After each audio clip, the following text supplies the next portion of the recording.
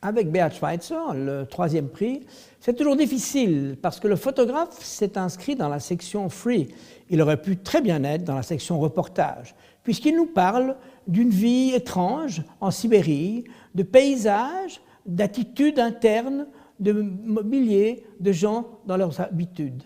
Et je pense que ce travail est intéressant parce qu'il nous raconte, il nous donne un panorama d'un moment d'une Sibérie qui doit être très difficile à vivre. Et c'est pour ça que ça m'a intéressé.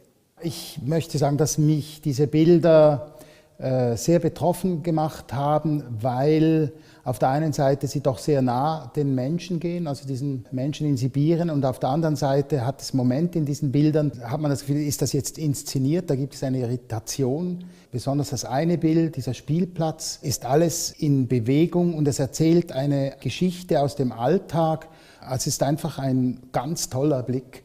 Auf dem zweiten Platz sind diese Explosionen, die haben eine Ästhetik und gleichzeitig eine Gewalt und sie sind ja inszeniert, also die sind konstruierte Explosionen, die sprechen von Verderben, aber auch gleichzeitig von Schönheit. Alors avec les 8 explosions de Uli Adler, ce qui est intéressant, c'est que ces 8 explosions différentes, ça ne m'intéresse pas du tout comment c'est fait, je ne connais absolument pas la technique, mais elles ont une attitude étrange les unes des autres, toutes différentes.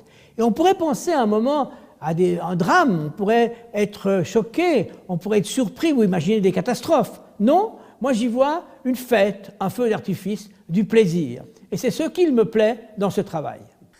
Auf dem ersten Platz haben wir Joachim Cortis und Adrian Sonderegger. Also eine Arbeit à deux, die mit Modellen arbeiten, ganz berühmte Bilder nachbauen und fotografieren. Und da kommen wir zum Thema das Bild im Bild. Und durch dieses Bild im Bild wird es nochmal vertieft und geht immer noch in eine andere Ebene. Und das finde ich ganz toll. Je pense que ce qui est étonnant dans ce travail, c'est qu'au départ, on ne remarque pas grand-chose. Mais au fur et à mesure qu'on observe la photographie, on s'aperçoit du dilemme, de la d'ubiquité de l'image. Qui est vrai? Qu'est-ce qui n'est pas vrai? Qu'est-ce qui est monté? Qu'est-ce qui n'est pas monté? Et ça, c'est un rôle de la photographie actuellement, ce qui n'était pas le cas avant. Mais maintenant, je pense qu'elle est utilisée avec intelligence. C'est un travail qui s'est fait remarquer rapidement. Et je pense que c'est un travail qui, au fur et à mesure où on le découvre, au fur et à mesure où on le regarde, on apprécie de plus en plus ces photos.